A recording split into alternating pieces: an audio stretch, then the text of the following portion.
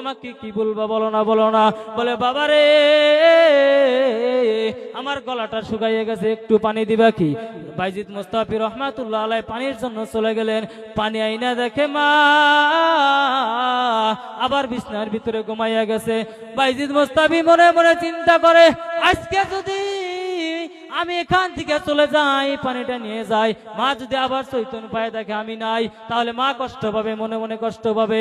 মা যদি নারাজ হয়ে যায়, আমি এই বাইজিদের জন্য জাহান্নাম অজীব হয়ে যাইবে।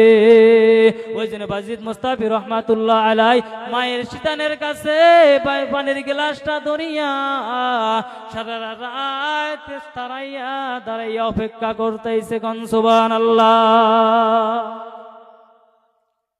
বাইজিদ মুস্তাফি রহমাতুল্লাহ আলাইহি অপেক্ষা করার পরে মা অর্ধেক রাত চলে গেছেন, ফজরের আজান হয়ে গেছে। চৈতন্য পায় থেকে বাইজিদ মুস্তাফি দাঁড়াইয়া রয়েছে। বলে বাবা গো এখন পর্যন্ত তুমি ঘুমাও নাও কেন? বলে মা গো আপনি যে আমার কাছে পানি চেয়েছিলেন, আজকে যদি আমি পানি না দিয়ে আমি ঘুমাইয়া যাই, আপনি যদি চৈতন্য পায় পানি না পান, আমার তো কষ্ট লাগবে, আল্লাহ নারাজ হয়ে যাইবে। এই কথা শুনিয়ে আল্লাহর কাছে মুস্তাফির মা দোয়া করে, আল্লাহ আমার বাইজিদকে তুমি আল্লাহর ওলি বানাইয়া দাও। নারে তাকবীর। তাহলে মায়ের দোয়ার দরকার আছে না নাই ভাই?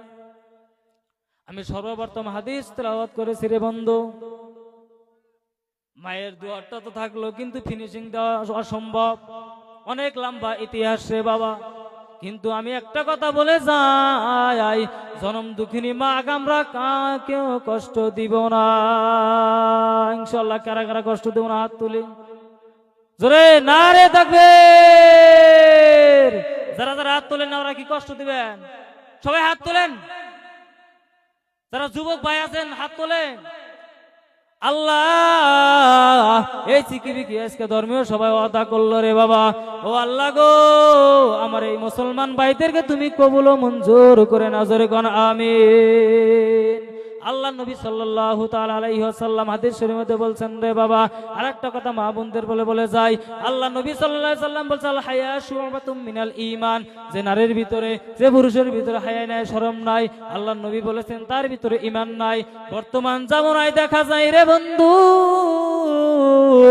পুরুষ ঘরে বসে থাকে, মা বোন বাজার করে। কথা কোন ঠিক না বেঠে? আমি আপনাদের এলাকার কথা বলি নাই রে বন্ধু, আপনাদের এলাকার মা বোন অনেক ভালো